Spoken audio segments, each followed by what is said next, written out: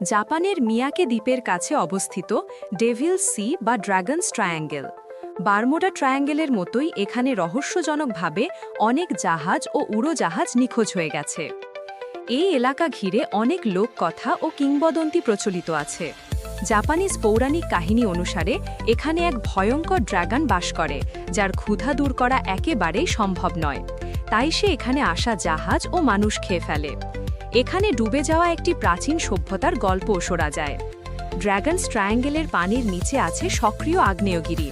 অনেকের মতে আগ্নেয়গিরির কারণেই এখানে বিভিন্ন অস্বাভাবিক ঘটনা ঘটে থাকতে পারে। তবে অনেক অনুসন্ধানের পরেও এই সমুদ্রাঞ্চলের প্রকৃত রহস্য অধরাই থেকে গেছে। প্রকৃতি আর রহস্যময় ঘটনার অদ্ভুত মিশেলে এ জায়গাকে পৃথিবীর অন্যতম রহস্যঘেরা স্থানগুলোর একটি হিসেবে বাঁচিয়ে রেখেছে।